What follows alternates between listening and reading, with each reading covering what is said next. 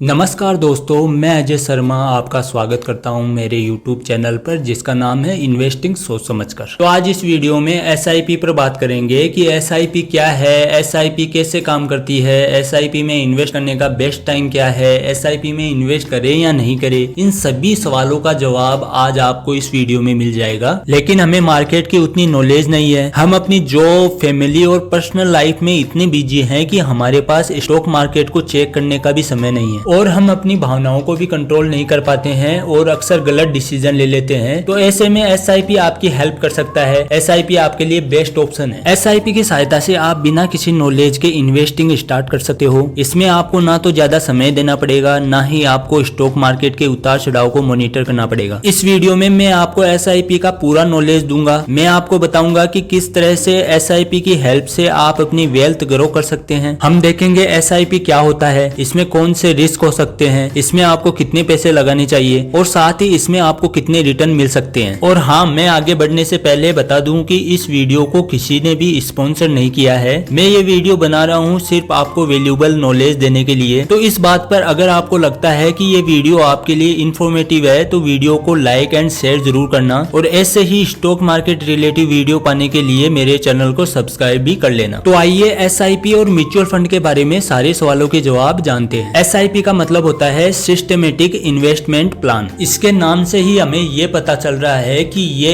एक investment plan है जो सिस्टमेटिक है। अब ये सिस्टमेटिक क्या होता है और कैसे होता है इसको समझते हैं। SIP में क्या होता है कि हम एक डेट फिक्स करते हैं। सपोज करो मेरी सैलरी आती है महीने के लास्ट में 30 तारीख को, तो मैंने ये डिसाइड किया कि मैं हर महीने की 1 तारीख को SIP करूंगा। मैंने एक डेट सेलेक्ट कर ली 1 तारीख और मैं हर महीने कुछ पैसे इन्वेस्ट कर रहा हूँ, SIP कर रहा हूँ। तो ये एक सिस्टम बन गया कि मैं हर महीने की 1 तारीख को पैसे इन्वेस्ट कर रहा हूँ। तो ये एक इन्वेस्टमेंट करने का सिस्टम बन गया, इसलिए हम इसे बोल रहे हैं सिस्टमेटिक इन्वेस्टमेंट प्लान, SIP। तो SIP की हेल्प से आप म्यूचुअल फंड के जरिए स्टॉक्स में पैसा इन्वेस्ट करते हो। मान लीजिए आपके पास टाइम या नॉलेज नहीं है, तो म्यूचुअल फंड में आपको एक एक्सपर्ट का सहारा मिलता है और आप अपना पैसा एक एक्सपर्ट को देते हो जो अपना टाइम और नॉलेज लगाकर आपके पैसे को अच्छे से इन्वेस्ट करता है। तो म्यूचुअल फंड से जो भी आपको प्रॉफिट होता है वो एक्सपर्ट आपके प्रॉफिट में से कुछ हिस्सा कमीशन के रूप में अपने पास रख लेगा और बाकी का बचा हुआ प्रॉफिट आपको दे देगा। इसका मतलब ये भी है कि अगर उस एक्सपर्ट के इन्वेस्टमेंट डिसीजन से आपका लॉस होता है तो आपको एक भी पैसा नहीं देना पड़ेगा। लेकिन हर एक म्यूचुअल फंड के रूल और रेगुलेशन अलग होते हैं और अच्छा होगा कि आप म्यूचुअल फंड में इन्वेस्ट करने से पहले उनके चार्जेज और फीस को देख लें। सबसे पहले आप अपना म्यूचुअल फंड सिलेक्ट कर लें, उसके बाद आप अपनी SIP बनाओ। इसका मतलब आपको हर महीने एक फिक्स्ड अमाउंट इन्वेस्ट करनी होगी। मान लो आप हर महीने 1000 रुपए इन्वेस्ट करना चाहते हो, आप अपने फंड में ऑटो डेबिट लगाओ। इससे हर महीने आपका पैसा आपके बैंक अकाउंट से आपके फंड में डेबिट होता रहेगा। इससे आपको SIP को बार बार देखना नहीं पड़ेगा, आप आराम से अपने रोजमर्रा के कार्य कर सकते हैं। और सेकंड नंबर पे हम बात करेंगे कौन से म्यूचुअल फंड बेस्ट होते हैं। म्यूचुअल फंड 2 तरीके के होते हैं। फर्स्ट है एक्टिवली म्यूचुअल फंड्स और सेकंड है इंडेक्स म्यूचुअल फंड्स। तो एक्टिवली म्यूचुअल फंड में एक एक्सपर्ट लगातार मार्केट के मूवमेंट के हिसाब से स्टॉक खोजता है और उनमें इन्वेस्ट करता रहता है। दूसरी तरफ आप इंडेक्स म्यूचुअल फंड में पैसा लगाकर भूल जाते हो और 5 साल, 10 साल या 20 साल के बाद पैसा निकालते हो।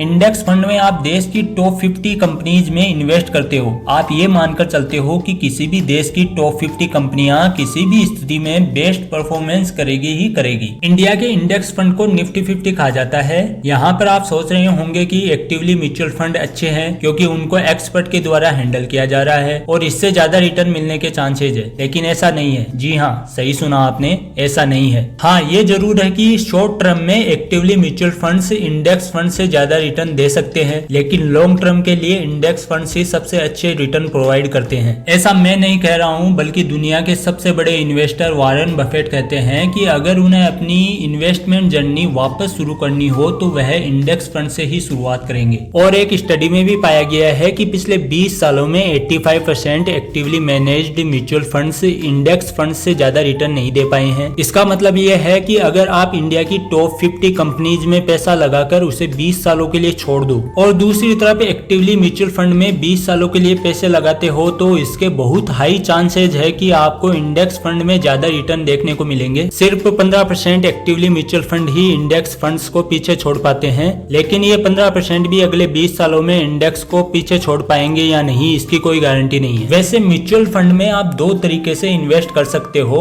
फर्स्ट है लंप सम और सेकंड है एसआईपी। लंप सम में आप एफडी की तरह एक बार में ही बड़ी अमाउंट इन्वेस्ट करके छोड़ देते हो। एसआईपी में आप हर महीने एक फिक्स्ड अमाउंट इन्वेस्ट करते रहते हो। अब आपका सवाल होगा कि लंप सम करें या एसआईपी। मान लो आपके पास 5 लाख रुपए बैंक अकाउंट में पड़े हैं, फिर भी आपको 5,000 रुपए की एसआईपी ही हर महीने करनी चाहिए। तो किसी भी डिसीजन पे पहुंचने से पहले इसे थोड़ा समझ लेते हैं। अगर किसी वजह से मार्केट अंडर वैल्यूड है, जैसे कोरोना के लॉकडाउन के समय हुआ था, मार्केट अचानक गिर गया था और बहुत ज्यादा अंडर वैल्यूड चला गया था, तो उस टाइम पर लंप सम करना बहुत अच्छा ऑप्शन था। अब ऐसा टाइम कब आएगा कोई नहीं बता सकता। और अगर आप मार्केट के हाई यानी ओवर वैल्यूड होने पर इन्वेस्ट करते हो तो आपको लॉस होगा। और दूसरी तरफ आप हर महीने 5,000 रुपए एसआईपी में इन्वेस्ट करते हो, एक महीने मार्केट ऊपर गया, आपने 5,000 रुपए डाले, आपको थोड़े कम यूनिट मिले, और दूसरे महीने मार्केट नीचे आया, आपने 5,000 रुपए डाले, आपको ज्यादा यूनिट मिले। ऐसा करके आप कंपनीज को उनके एवरेज प्राइस पर खरीदते रहते हो, जब वो ना ही अंडर वैल्यूड है और ना ही ओवर वैल्यूड है। इस तरह से एसआईपी से आपको एवरेज रिटर्न देखने को मिलता है।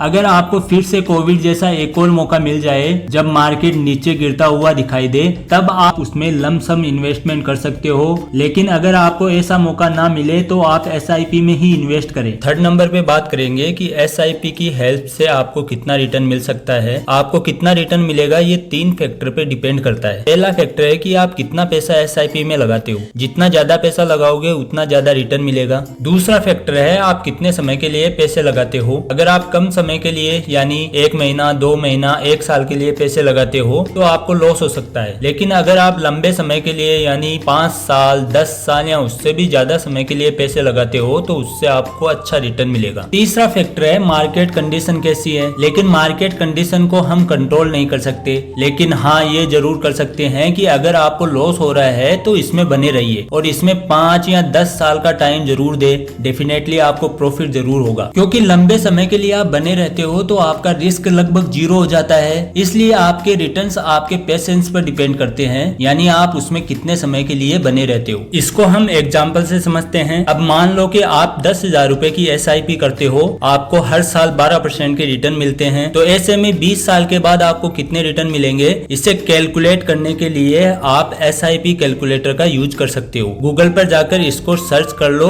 ये आसानी से मिल जाएगा। अगर मैं हर महीने 10,000 रुपए एसआईपी के थ्रू इन्वेस्ट करता रहूंगा तो 20 सालों के बाद मैं 24 लाख रुपए तक इन्वेस्ट कर दूंगा। इस पर मुझे टोटल रिटर्न्स लगभग 75 लाख रुपीज के मिलेंगे। इसका मतलब है कि मेरे 24 लाख रुपए का अमाउंट 20 सालों में बढ़कर लगभग 1 करोड़ हो जाएगा। अब आइए इन सारी वैल्यूज को हम 20% इंक्रीज कर देते हैं। मान लो कि आप 10,000 रुपए की जगह 12,000 रुपए हर महीने इन्वेस्ट करते हो। मान लो कि आप 20 साल के लिए नहीं 24 साल के लिए पैसे लगाते हो, और मान लो कि आपके रिटर्न्स फिर भी सालाना 12% ही मिल रहे हैं, क्योंकि ये मार्केट कंडीशन पे डिपेंड करता है और इसे हम कंट्रोल नहीं कर सकते। अब आइए देखते हैं इस केस में हमें कितने रिटर्न्स मिलेंगे। अब आपका टोटल इन्वेस्टमेंट अमाउंट लगभग 34.56 लाख रुपए है, लेकिन रिटर्न आपको लगभग 1 करोड़ 66 लाख तक मिल रहे हैं। फर्स्ट केस में आपको सिर्फ 75 लाख का रिटर्न मिल रहा था, लेकिन आपने अपनी इन्वेस्टमेंट अमाउंट और इन्वेस्टमेंट टाइम पीरियड को केवल 20% इंक्रीज किया,